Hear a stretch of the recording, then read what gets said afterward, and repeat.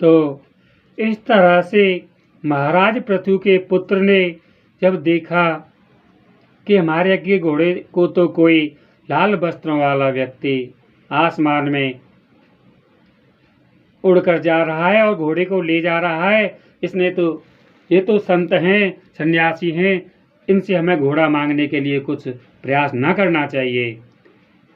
तो वह पृथु महाराज का पुत्र यज्ञशाला में वापस आ जाता है। यज्ञ की दीक्षा देने वाले गुरुवर उसे कहते हैं कि वह कोई सन्यासी या साधु संत नहीं है, वह तो इंद्र है जो तुम्हारे 100 यज्ञों को होने में बाधक बन रहा है। ऐसा कहने पर पुनः महाराज पृथु का पुत्र घोड़ा छुड़ाने के लिए जाने के लिए तैयार होते हैं। तुरंत भगवान विष्णु प्रकट हो जाते हैं और महाराज पृथु से कहते हैं, तुमने 100 यज्ञों का जो संकल्प किया था, 99 यज्ञ संपूर्ण हो जाने के बाद ही हम तुम्हारे यज्ञों से प्रसन्न हुए और तुम्हें वह पूर्ण फल प्रदान करते हैं। अब तुम 100वां यज्ञ प्रारंभ मत करो, अन्यथा इंद्र फिर से तुम्हारे यज्ञों को पूर्ण होने में बाधक बनेगा और पाखंडी रूप धारण करेगा। यह पाखंड कलयुग में जाकर कलयुग के भक्तों के लिए बहुत बाधक बन जाएगा। तो इंद्र कोई तपस्वी या महात्मा संत सन्यासी तो नहीं थे, लेकिन घोड़ा को चुराने के बाद राजा पृथु और उसके पुत्र को भ्रमित करने के लिए उन्होंने संतों का भेष रखा और यह भेष कलयुग में अनेक लोग इस भेष से पाप कमाएंगे और कुकर्म करेंगे, इसलिए अब इसे यहीं समाप्त रहने दो। अब पाखंड के भेषों के नए नए रूप पैदा मत होने दो। ऐसा कहने पर महाराज पृथु ने अपने यज्ञों को पूर्ण समझकर यज्ञ की दीक्षा देने वाले प्रभु से आज्ञा प्राप्त की और यज्ञ पूर्ण किया। इसके बाद भगवान विष्णु दोनों को आशीर्वाद देकर अपने धाम को चले गए। तो वहाँ से ये पाप खंड प्रारंभ हुआ। तो नारद जी ने और क्या क्या देखा, तो कहा सनातन ऋषियों से,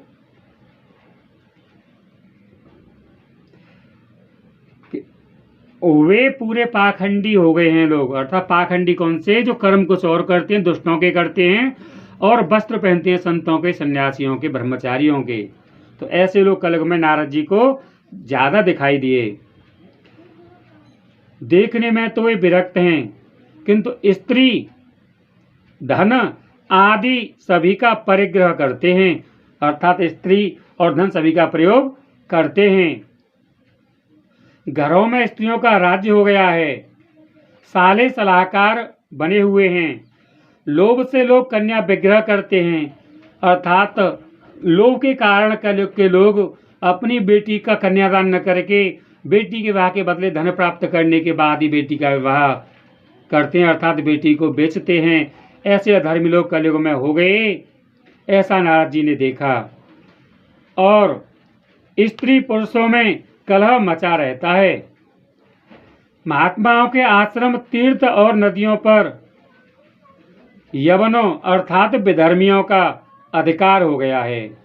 महात्माओं के आश्रमों पर, तीर्थों पर और नदियों पर यवनों का, विधर्मियों का अधिकार हो गया है। विधर्मी अर्थात जो धर्म पर नहीं चलते हों, धर्म की रक्षा में अपना प्रयोग नहीं करते हों, वे लोग विधर्मी कहलाते हैं। जो अन्यायी हों, अत्याचारी हों, धर्म की रक्षा में अपना प्रयोग न करते हों। इस विधर्मी का अर्थ किसी और धर्म से नहीं है कि किसी और धर्म को मानने वाले लोग नहीं, उनको विधर्मी नहीं कहा जाता। विधर्मी कहा जाता है जो धर्म पर न चलते हों। तो ऐसे विधर्मियों का अधिकार हो गया है। उन दुष्टों ने बहुत से देवालय अर्थात भगवान के मंदिरों को भी नष्ट कर दिया है। जो लोग भगवान के मंदिरों को नष्ट करते हैं वे किसी धर्म वाले नहीं हो सकते, वे कोई धर्मात्मा या धर्म वाले नहीं हो सकते। ऐसा नारद जी ने देखा। तब सनकादि से इस प्रसंग को सुनाया। तब आगे सनकादि क्या कहते हैं और क्या नारद जी कहते हैं। न योगी नैव सिद्धो वा न ज्ञानी सत्क्रियो नरः कलिदावा न लेनाद्य साधनम भस्मताम गतम।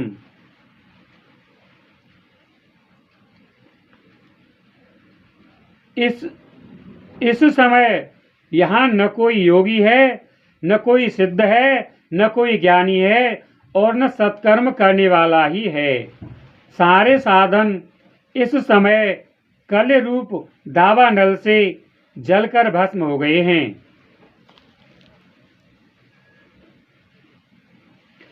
तो ये कब की बात है? ये जो नारद जी ने सनकादि ऋषि से कहा, तो ये श्रीमद् भागवत कथा श्री वेद व्यास जी महाराज ने द्वापर युग के अंतिम समय में जब वेद व्यास जी महाराज का अवतार हुआ, तो उन्होंने श्रीमद् भागवत महापुराण को लिखा। श्रीमद् भागवत महापुराण के श्लोकों को लिखने के लिए श्री गणेश जी महाराज को लेखक बनवाया, और वे जो वेद व्यास जी महाराज थे, वे श्लोक बोलते थे, गणेश जी महाराज लिखते थे। तो इस प्रकार ये श्रीमद् भागवत महापुराण लिखा गया। और कलयुग में यह कलयुग के प्रारंभ होने से एक दिन पहले ही भगवान श्री कृष्ण मृत्युलोक छोड़कर, धरती को छोड़कर वैकुंठ धाम को चले गए थे। और दूसरे दिन प्रातः काल हुआ, उसी भगवान जब वैकुंठ धाम को गए थे, जिस दिन शाम के समय, सूर्यास्त के समय, तो उसी समय कलयुग प्रारंभ हो गया था। रात्रि में ही कलयुग प्रारंभ हो गया था। प्रातः काल जब हुआ, कलयुग का पहला दिन हुआ, तो उस दिन चैत्र मास के शुक्ल पक्ष की प्रतिपदा अर्थात परिवा तिथि थी। तब कलयुग प्रारंभ हुआ। उस दिन चैत्र मास के शुक्ल पक्ष की प्रतिपदा अर्थात परिवा तिथि थी। तो उसी समय कलयुग का प्रारंभ हुआ, जिसको प्रारंभ हुए 5125 वर्ष अब तक हो चुके हैं। और 5126 वर्ष कब पूरे हो जाएंगे? जब चैत्र मास के शुक्ल पक्ष की परिवा अर्थात नवद्रोगा प्रारंभ होंगे। आने वाले समय में संवत 2081 जब प्रारंभ होगा और चैत्र मास के नवद्रोगा प्रारंभ होंगे, तब कलयुग को 5126 वर्ष पूरे हो जाएंगे।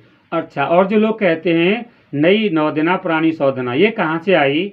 जब नया वर्ष प्रारंभ होता है हमारे हिंदू संवत्सर का, चैत्र मास के शुक्ल पक्ष की परिवा तिथि से, प्रतिपदा तिथि से प्रारंभ होता है, और वह 9 दिन तक माँ दुर्गे की पूजा आराधना करके हम इस नई साल को 9 दिन तक मनाते हैं।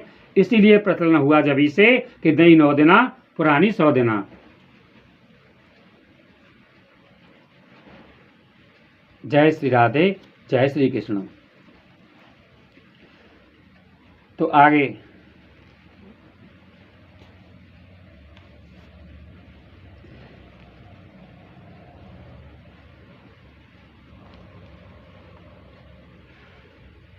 अट्टशूला जनपदाः शिवशूला द्विजातयः। अष्टशूला जनपदा शिवशूला द्विजातया।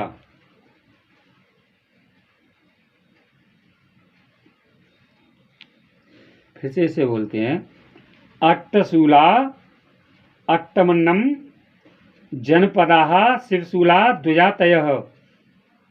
कामिन्यः केशशूलिन्यः संभवन्ते कलावयः।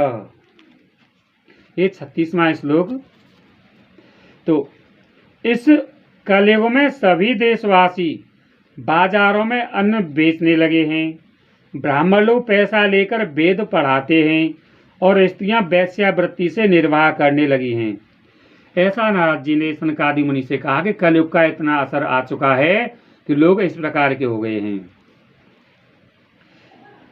एवं पश्यन् कलेर्दोषान् पर्यटन्निम्यहम्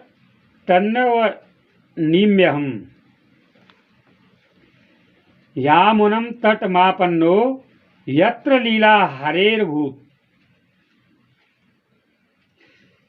इस तरह कलयुग के दोष देखता और पृथ्वी पर विचरता हुआ मैं यमुना जी के तट पर पहुंचा, जहां भगवान श्री कृष्ण की अनेकों लीलाएं हो चुकी हैं।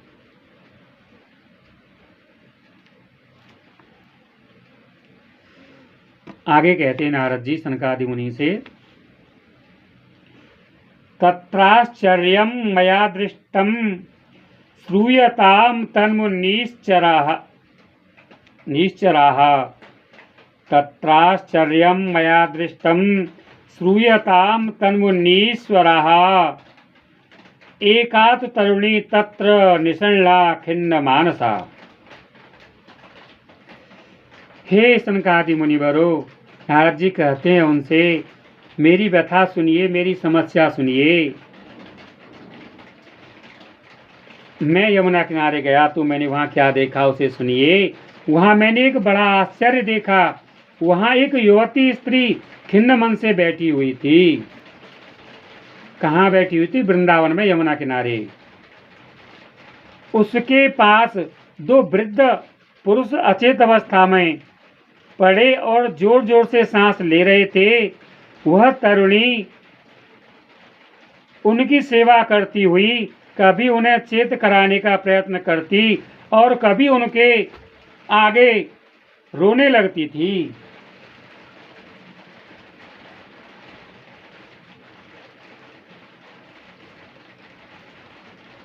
वृद्धोदो पतितो पार्श्वे निःश्वसन्तावचेतनो शुश्रूषणी प्रबोधन्ति रुदति च तयोः पुरः। दशदिक्षु निरीक्षन्ति रक्षितारं निजं वपुः विज्यमाना शतस्त्रीभिर्वोध्यमाना मुहुर्मुहुः। तो वह तरुणी स्त्री उनकी सेवा करती हुई कभी उन्हें चेत कराने का प्रयत्न करती और कभी उनके आगे रोने लगती थी। वह अपने शरीर के रक्षक परमात्मा को दसों दिशाओं में देख रही थी। उनके चारों ओर सैकड़ों स्त्रियां उसे पंखा झल रही थीं और बार बार समझाती जाती थीं।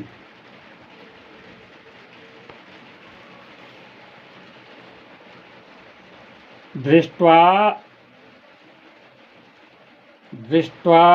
दूरात् गतः सोऽहं कौतुकेन तदन्तिकं मां दृष्ट्वा चोत्थिता बाला व्यला चाब्रवीद्वचः।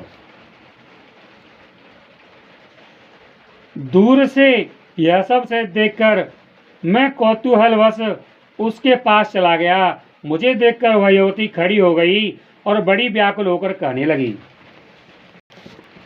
वह युवती क्या कहती है? वह युवती कौन थी? वह युवती माता भक्ति थी।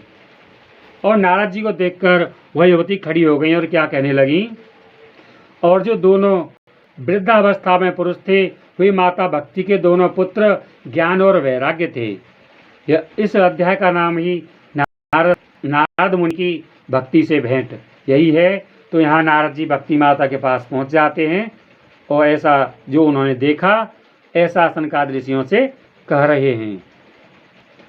बालुवाच, तो वह माता भक्ति हुई बालिका रूप में जो माता भक्ति वे क्या कहती हैं। भो भो साधुक्षणं तिष्ठमच्युतामप नाशय दर्शनं तव लोकस्य सर्वथागहरं परम। उस युवती ने कहा, माता भक्ति ने कहा, अजी महात्मा जी, नारद जी से क्या कहती है माता भक्ति, अजी महात्मा जी क्षण भर ठहर जाइए और मेरी चिंता को भी नष्ट कर दीजिए।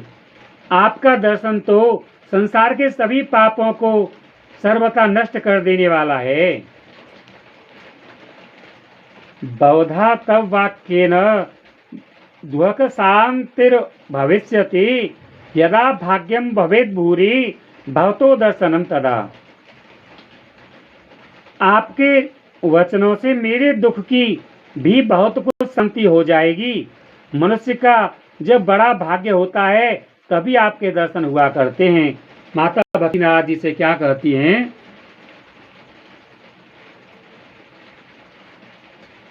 मनुष्य का जब बड़ा भाग्य उत्पन्न होता है, बड़े भाग्य का फल मिलने वाला होता है, तभी नारद ऋषि आपके दर्शन होते हैं।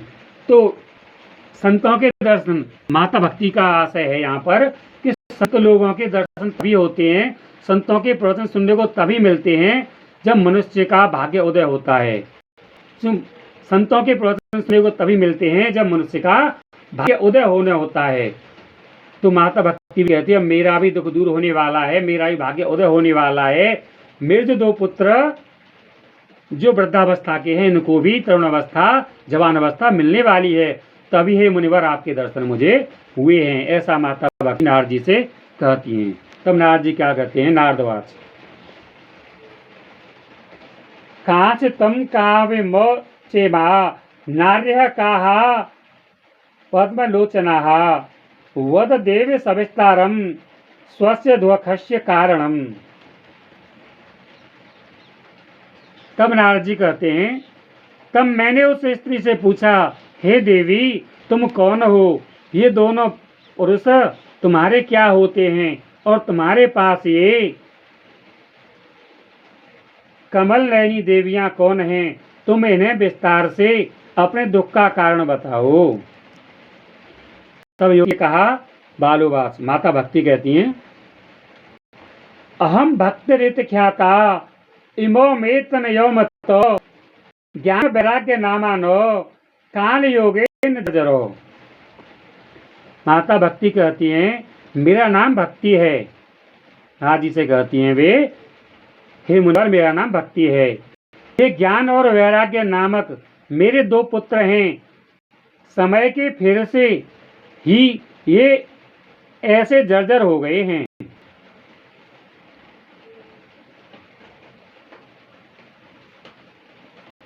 गंगाद्या सरितश्चेमा मत्सेर्वार्थं समागताः तथापि न च मे श्रेयः सेवितायाः सुरैरपि। ये देवियां गंगा जी आदि नदियां हैं। अर्थात जब नारद जी ने देखा था कि एक बाला, एक युवती अपने 2 वृद्ध पुत्रों को गोद में लेकर उन्हें चेत में लाने का प्रयास कर रही है, और जो अन्य युवतियां माता भक्ति के लिए कोई पंखा ला रही थी, कोई सेवा कर रही थी, वे युवतियां कौन थीं? तो माता भक्ति कहती हैं कि ये युवतियां, ये देवियां गंगा जी आदि नदियां हैं। गंगा, यमुना, सरस्वती, नर्मदा, कावेरी, कृष्णा, गोदावरी, ये आदि पवित्र नदियां हैं जो कि माता भक्ति की सेवा में उस समय उनकी सेवा में निहित थी। ये सब मेरी सेवा करने के लिए ही आई हुई हैं। इस प्रकार साक्षात देवियों के द्वारा सेवित होने पर भी मुझे सुख शांति नहीं है।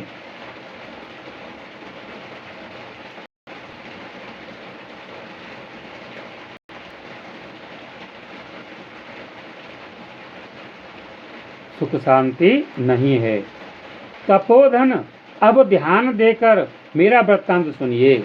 तपोधन अर्थात नारद जी के लिए माता भक्ति ने तपोधन नाम का शब्द प्रयोग किया। तपोधन उन्हें कहते हैं जिस व्यक्ति के पास तपस्या किया हुआ अत्यधिक धन हो, तपस्या का फल विशेष हो, अत्यधिक हो, उस व्यक्ति के लिए तपोधन शब्द प्रयोग किया जा सकता है। तो हे तपोधन, अब ध्यान देकर मेरा वृत्तांत सुनिए। मेरी कथा वैसे तो प्रसिद्ध है, फिर भी उसे सुनकर आप मुझे शांति प्रदान करें।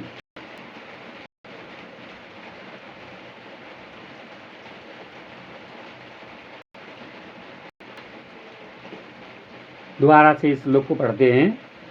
गंगाद्याः सहितस्मेचा मत्स्यवार्थं समागताः तथापि न च मे श्रेयः सेवितायाः सुरैरपि। इदानीं शृणु मर्दवार्तां सचित्तस्त्वं तपोधन वार्ता मे उचिताप्यस्ते तां श्रुत्वा सुखमावह।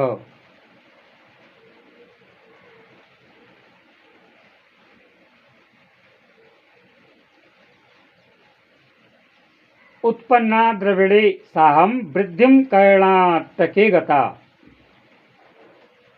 क्वचित् क्वचिन महाराष्ट्रे गुर्जरे जीर्णताम गता। क्या कहती हैं आगे माता भक्ति? उत्पन्ना द्रविड़ेशाहम वृद्धिम कर्णाटके गता, क्वचित वचिन महाराष्ट्रे गुर्जरे जीर्णम ताम गता।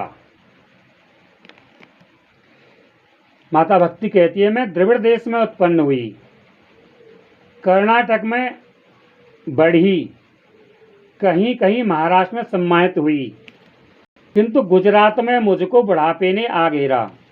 माता भक्ति कहती है, मेरा जन्म तो, मैं उत्पन्न तो हुई द्रविड़ देश में, कर्नाटक में वहाँ में बड़ी हो गई, और महाराष्ट्र में गई तो वहाँ मेरा कहीं कहीं सम्मान हुआ, किंतु गुजरात में गई तो मुझे बुढ़ापे ने घेर लिया। अर्थात गुजरात में जहाँ द्वारिका पहले कभी थी, जो समुद्र में आज विलय हो गई, तो वहाँ के लोगों पे कि दिल में भक्ति नहीं है, अर्थात वहाँ भक्ति माता वृद्ध हो गई। आगे भक्ति माता कहेंगी, वृंदावन में जब मैं आई तो मैं तो तरुण हो गई, अर्थात वृंदावन वासियों के हृदय में दिल में भक्ति तरुण है और वे लोग भक्त हैं, लेकिन मेरे पुत्र ज्ञान और वैराग्य दोनों ये वृद्धावस्था के हो गए। अर्थात वृंदावन में लोगों के पास ज्ञान हो या न हो और वैराग्य हो या न हो, लेकिन उनके हृदय में भक्ति अवश्य है। इसलिए वृंदावन में मैं तो, लेकिन मेरे पुत्र ज्ञान और वैराग्य वृद्ध अवस्था के हैं इस वृंदावन में।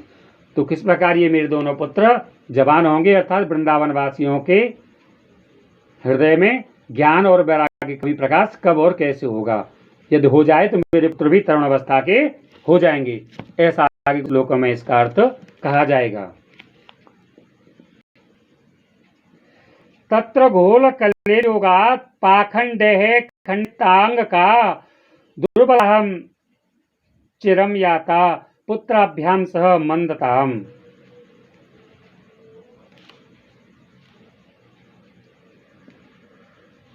तो वहां घोर कलियुग के अभाव से पाखंडियों ने मुझे अंग भंग कर दिया।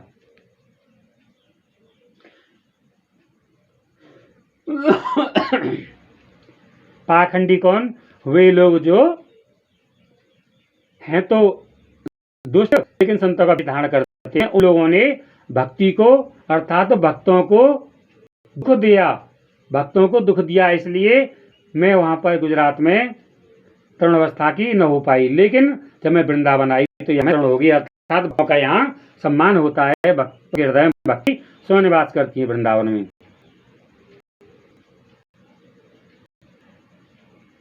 चिरकाल तक यह अवस्था रहने के कारण मैं अपने पुत्रों के साथ दुर्बल और निस्तेज हो गई। कहाँ? गुजरात में रही तब। वृंदावनम पुनः प्राप्य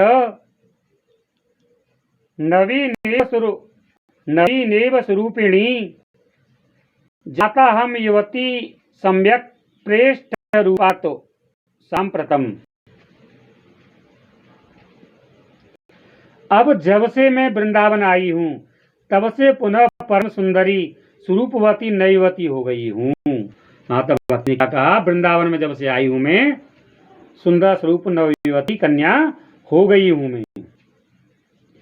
आगे कहती हैं, इमो तो सैतावत्र सुतो में क्लिश्यः, इमो तु शैतावत्र सुतो में क्लिश्यतः श्रमात् इदम स्थानम परित्यज्य विदेशम गम्यते मया।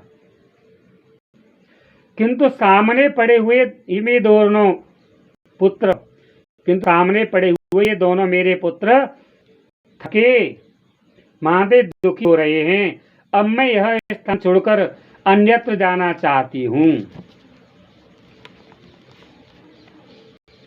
ऐसा अभी तो ऋषिवर नारद सनकादि से अपने दुख का कारण सनकादि ऋषियों को बता रहे हैं कि मैंने वृंदावन में ये देखा और मेरा दुख ये है। आगे वो सनकादि नारद जी के कहने पर हरिद्वार में ब्रह्मांड घाट पर श्रीमद् भागवत कथा का श्रवण कराएंगे, लेकिन ये कुछ श्लोकों में आगे आएगा। लेकिन व्याख्या से पहले कुछ प्रसंग भी सुना दिया जाता है। तो प्रसंग ये चल रहा है, सुनाना बार बार चाहिए ताकि श्रोताओं की समझ में व्याख्या भली भांति आ जाए।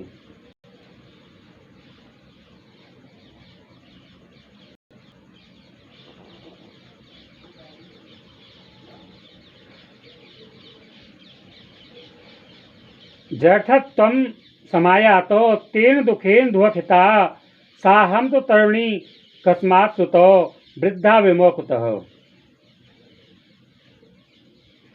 ये दोनों बूढ़े हो गए हैं, इसी दुख से मैं दुखी हूँ, मैं तरुणी क्यों और ये दोनों मेरे पुत्र बूढ़े क्यों। त्रयाम सहचारित्वा द्वैपरित्यम स्थितम घटते दृढ़ा माता तरुणो तनयावते। हम तीनों साथ साथ रहने वाले हैं, फिर यह विपरीत क्यों। होना तो यह चाहिए कि माता बूढ़ी हो और पुत्र तरुण हो। माता भक्ति नाथ जी से जो कहा था, क्या कहा था, होना तो चाहिए कि माता बूढ़ी हो पुत्र तरुण हो, लेकिन वृंदावन में क्या हुआ, माँ तो जवान हो गई और पुत्र वृद्ध हैं। अर्थात फिर से इसे समझाते हैं कि वृंदावन में जब माता भक्ति आई तो वो तो जवान हो गई, अर्थात वृंदावन में रहने वाले मनुष्यों के हृदय में भक्ति निवास करती है, इसलिए भक्ति तो वहां पर तरुण हो जाती है। अर्थात भगवान के ऊपर विश्वास, भक्ति का अर्थ ये होता है कि भगवान के ऊपर विश्वास हो और भगवान का ध्यान करने पर आस्था हो, इसी को भक्ति कहते हैं। तो ऐसा वृंदावन में होता है। वृंदावन भी केवल एक जो नगर है, एक जो शहर है, आज के समय में वृंदावन नाम का जो शहर है, केवल उसी क्षेत्र को वृंदावन नहीं कहते। वृंदावन किसे कहते हैं, वृंदावन शहर जहाँ पर है, वहाँ से कोसों दूर तक जहाँ नंदगाम है, बरसाना है, गोकुल है, महावन है, कई कोस तक जो वन है, उस सारे वन को वृंदावन कहा करते थे। लेकिन जब भगवान श्री कृष्ण वैकुंठ धाम को, पृथ्वी लोक को छोड़कर चले गए, तो पद्मनाभ जो भगवान के पुत्र, भगवान के जो नाती थे, उन्होंने जब शासन ग्रहण किया और जो महाराज परीक्षित थे, वे परीक्षित महाराज जब बज्रनाभ के पास आए, जो भगवान श्री कृष्ण के वंशज थे, भगवान श्री कृष्ण के नाती थे, भगवान श्री कृष्ण के पंथी थे बज्रनाभ। तो बज्रनाभ के पास जब अर्जुन के नाती परीक्षित महाराज आए, तो उन्होंने बज्रनाभ से कहा कि तुम्हें किसी वस्तु की आवश्यकता हो, किसी चीज की आवश्यकता हो, तो आप मुझे आदेश करना, क्योंकि तुम्हारे पितामह ने मेरे पितामहों का बड़ा सम्मान किया और उनका बड़ा मेरे ऊपर ऋण है, मेरे पितामह पर ऋण है, अर्थात पांचों पांडवों पर, जो अर्जुन, भीम, नकुल, सहदेव, युधिष्ठिर, ये सभी जो मेरे पितामह हैं, इन पर तुम्हारे पितामह श्री कृष्ण का विशेष ऋण है, इसलिए तुम्हें किसी भी वस्तु की सहायता की आवश्यकता हो तो मुझे कहा। तो बज्रनाभ ने कहा, जो भगवान श्री कृष्ण के पंथी थे, उन्होंने ये कहा कि यहाँ पर मैं किस पर राज्य करूं, जो मथुरा के वासी थे वे तो द्वारका चले गए, द्वारका से वापस लौट कर नहीं आए, मैं किसके ऊपर राज्य करूं। तो उन परीक्षित महाराज ने ही, जो कि हस्तिनापुर के राजा थे और इंद्रप्रस्थ के राजा थे, आज जो दिल्ली नाम से विख्यात है नगर, वह इंद्रप्रस्थ नाम का शहर था पहले। तो इंद्रप्रस्थ से महाराज परीक्षित ने क्षत्रिय लोगों को, व्यापारियों को, ब्राह्मणों को आकर मथुरा में बसाया। तब वह मथुरा नगरी में वही लोग वापस आए जो मथुरा से पहले द्वारका में चले गए थे, उनके वंशज, उनकी संतान मथुरा में वापस आई। और जहाँ जहाँ भगवान कृष्ण ने लीलाएं की थी, कहीं माखन चोरी की, तो कहीं केसी राक्षस का वध किया, कहीं अकासुर का वध किया, अकासुर का वध किया, कहीं रास हुआ, उन अनेक स्थानों पर भगवान श्री कृष्ण के भक्ति भाव में मंदिर बनवाए और इंद्रप्रस्थ और हस्तिनापुर से वैश्य लोग, व्यापारी लोग, ब्राह्मण लोग, क्षत्रिय लोगों को आकर के, सेवक लोगों को आकर के बसाया और गांव बसाए। यह वृंदावन का शहर भी जब कलयुग प्रारंभ हो गया तो परीक्षित जी महाराज ने वहां से मनुष्यों को बुलाकर यहाँ नगर बसाया, जिस पर बज्रनाभ जी महाराज ने राज्य किया।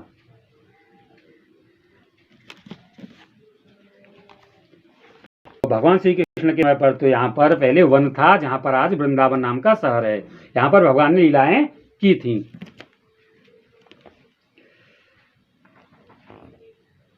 आगे, अतः सोचमे चात्मानं विस्मय विष्ट मानसा वद योग निधे धीमान कारम चात्र किम भवेत्। आगे भक्ति कहती हैं, इसी से मैं आश्चर्यचकित चित्त से अपनी इस अवस्था पर शोक करती रहती हूँ। आप परम बुद्धिमान एवं योग निधि हैं, इसका क्या कारण हो सकता है, ये बतलाइए। नारद आगे नारद कहते हैं, ज्ञानेनात्मनि पश्यामि सर्वमेत नावनत। ये ज्ञानेनात्मनि पश्यामि सर्वमेतत् वानघे न विषादस्त्वया कार्यो हरिः समते करिष्यति। नारद जी ने क्या कहा, हे साध्वी। साध्वी भी किसे कहते हैं? नारद जी ने माता भक्ति के लिए साध्वी कहा। साध्वी भी किसे कहते हैं? साधु और साध्वी। जो महिला क्रोध को ना करे, भक्ति में अपना जीवन बिताए, उन महिलाओं को साध्वी कहते हैं। और वे पुरुष जो क्रोध ना करें, भक्ति में होकर अपना जीवन बिताएं, उन मनुष्यों को साधु कहते हैं, उन पुरुषों को साधु कहते हैं। तो नारद जी कहते हैं, हे साध्वी, मैं अपने हृदय में ज्ञान दृष्टि से तुम्हारे संपूर्ण दुख का कारण देखता हूँ। तुम्हें विषाद नहीं करना चाहिए, श्री हरि तुम्हारा कल्याण अवश्य करेंगे। जय श्री राधे कृष्ण। तो श्री हरि तुम्हारा कल्याण अवश्य करेंगे। सूतवाच।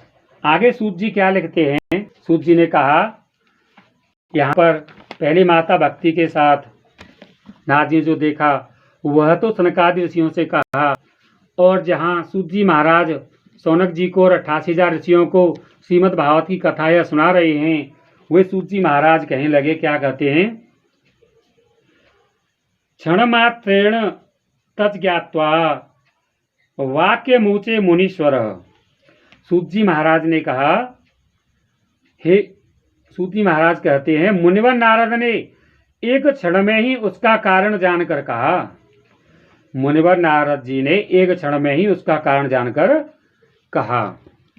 माता भक्ति ने अपनी विशेष व्यथा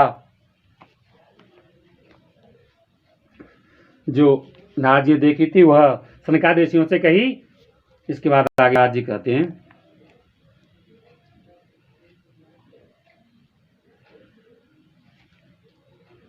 शृणुध्वा वह ताबाले युगो अहम दारुण कलेह तेन लुप्त सदाचारो योग मार्गस्थ पांस छ। तब नारद जी ने कहा, हे देवी, हे साध्वी, सावधान होकर सुनो, यह दारुण कलयुग है। इसी से इस समय सदाचार, योग मार्ग और तप आदि सभी लुप्त हो गए हैं। जना अघा सुरायन्ते साठ्य दुष्कर्म कारिणः इह संतो विसीदन्ते प्रहस्यन्ते ह्य साधवः धत्ते धैर्यं तुयो धीमान सधीर पंडितोऽथवा। लोग सठता और दुष्कर्म में लगकर अघासुर बन रहे हैं। संसार में जहां देखो वहीं सत्पुरुष दुख से मलिन हैं और दुष्ट सुखी हो रहे हैं। इस समय जिस बुद्धिमान पुरुष का धैर्य बना रहे वही बड़ा ज्ञानी या पंडित है। जो धैर्य रखे वही मनुष्य ज्ञानी या पंडित है, ऐसा कहा किसने? महर्षि नारद ने। अब आज का हम भाग यह तीसरा यहीं विश्राम करते हैं। कल प्रातःकाल होने के बाद अगला चौथा भाग फिर से बनाएंगे। और जिन लोगों ने हमारा यह पहला भाग, दूसरा भाग और यह तीसरा भाग प्रेम पूर्वक, शांति पूर्वक, भक्ति पूर्वक श्रवण कर लिया है, सुन लिया है, तो उन पर हमारे प्रभु श्री कृष्ण की कृपा अवश्य ही होगी, ऐसा हमें विश्वास है। तो प्रभु श्री कृष्ण तो कथा सुनाने वाले और सुनने वाले दोनों प्रकार के व्यक्तियों पर कृपा करते हैं।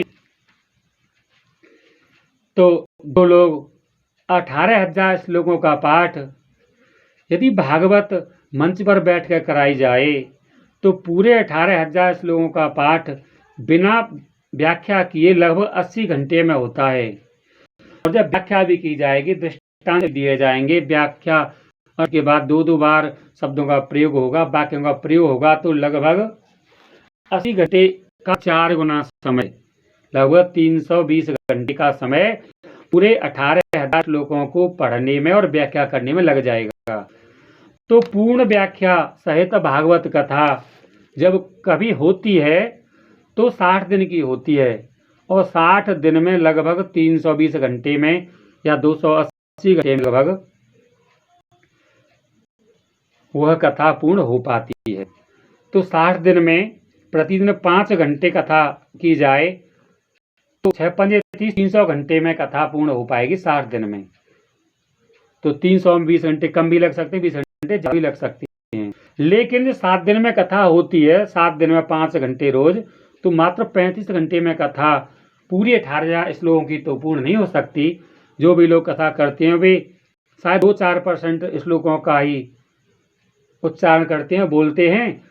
पूरी कथा का पूरा हर एक अध्याय को तो नहीं बोलते, हर श्लोक को नहीं बोलते, लेकिन वैसे भागवत कथा के लिए वरदान दिया है प्रभु श्री हरि ने, विष्णु भगवान ने, जो इस भागवत कथा का एक श्लोक या आधा श्लोक भी सुनेगा उसको भी भागवत कथा श्रवण का फल मिलेगा। लेकिन पूर्ण कथा का श्रवण जो मनुष्य कर लेगा, चाहे वह स्त्री हो या पुरुष हो, कथा सुनने वाला हो या कथा सुनाने वाला हो, उसके लिए भगवान श्री हरि विष्णु ने, भगवान श्री कृष्ण ने कहा है, उसे तो नारायण की कृपा, पूर्ण कृपा प्राप्त हो जाएगी। और पूर्ण कृपा में श्री कृष्ण भगवान ने आगे कहा है, जो आगे कुछ भागों में आएगा, स्वयं नारायण की शक्ति उसके इशारे पर चलने लगेगी, जो कि 18,000 श्लोकों का पाठ चाहे श्रवण कर ले या फिर पाठन कर ले। तो इसलिए हमने यह पाठ प्रत्येक श्लोक को पढ़ करके उनकी व्याख्या करके प्रारंभ कर दिया। तीसरे भाग को अब हम यहीं विश्राम दे रहे हैं। चौथा भाग कल फिर पुनः प्रारंभ करेंगे। और भगवान से हमारी यही प्रार्थना है कि आप हमें भी सुयोग्य ऐसा बनाएं कि हम जो 2 महीने से लेकर 1 वर्ष तक के समय में इस श्रीमद् भागवत कथा को पूरे 18,000 श्लोकों का पाठ कर सकें और YouTube चैनल कृष्ण कृपा राधे कृपा पर डाल सकें, और वे श्रोता जो चैनल पर सुन रहे हैं वे भी सुन सकें, उनको भी पुण्य की प्राप्ति हो, फल की प्राप्ति हो, ऐसी हमारी श्री कृष्ण भगवान से प्रार्थना है। वैसे हमारे मुख से जो कुछ बातें अक्सर भी निकल जाती हैं, वे सभी बातें सच हो जाती हैं, इसलिए हम किसी को बुरा नहीं बोलते। ऐसा अभी तक हमारे जीवन में हम देखते चले आए हैं। तो अब जिन श्रोताओं ने हमारा भाग पूरा सुन लिया, उनसे हमारा अनुरोध है कि हमारे चैनल को वे सब्सक्राइब कराएं, बेल आइकन दबाएं, सब्सक्राइब कराएं और बेल आइकन दबाएं, घंटी का बटन दबाएं। तो अगला भाग भी जब हम डालेंगे तो आप तक हमारा वो अगला भाग सुनने के लिए मिल जाएगा, और आप स्वयं मोबाइल में निकालकर उस भाग को सुन सकते हैं। और श्रोताओं को बढ़ाने के लिए आप अपने मित्रों पर, पड़ोसियों को और रिश्तेदारों को हमारे इस भाग को शेयर करें, ताकि दूसरे लोगों से भी कहें कि आप भी श्रीमद् भागवत कथा का श्रवण कीजिए। इस महाकली काल में श्रीमद् भागवत कथा का श्रवण ही, इस महाकली काल में श्रीमद् भागवत कथा का श्रवण ही मुक्ति का दाता है, सुख का दाता है, समस्त दुखों का नाश करने वाला है। 100 में से लगभग 10% लोग ही सही समय से इसका श्रवण करने के लिए समय निकाल पाते हैं। लेकिन फिर भी 7 दिन की भागवत जहाँ कहीं होती है वहाँ पर तो मात्र 2-4% श्लोक ही बोले जाते हैं। लेकिन हर श्लोक का पाठ हम इस चैनल पर डाल रहे हैं, इससे आप सुनें, दूसरे लोगों को भी सुनने के लिए प्रचार करें, अर्थात हमारी इस वीडियो को दूसरे लोगों पर शेयर करें, व्हाट्सएप पर डालें, फेसबुक पर डालें, ताकि वे दूसरे लोग भी इस कथा को सुनें। और जो भी हमारी इस कथा को सुन रहे हैं उनसे हमारा अनुरोध है कि हमारा चैनल कृष्ण कृपा राधे कृपा यूट्यूब खोलकर उसमें बोलकर कृष्ण कृपा राधे कृपा आगे बोलें। कृष्णा भागवत कथा 18,000 श्लोक व्याख्या सहित महात्म्य अध्याय 1 भाग 3। ऐसा बोलने पर YouTube पर हमारा यह भाग निकल कर आएगा। और कुछ भी भाग हमारा निकल आए ऐसा बोलने पर, तो जो बच्चे मोबाइल चलाना जानते हैं वे हमारे निकाल कर भागवत का पहला भाग निकाल कर दे देंगे, और आप पहले को सुन लीजिए, फिर दूसरे भाग को सुनिए, फिर या तीसरा भाग सुनिए। जय श्री राधे, जय श्री कृष्ण। अब इस भाग को यहीं विश्राम देते हैं। जय सिया राम, जय हनुमान, ओम नमः शिवाय। सच्चिदानंद रूपाय विश्वोत्पत्त्यादि हेतवे तापत्रय विनाशाय श्री कृष्णाय वयं नमः।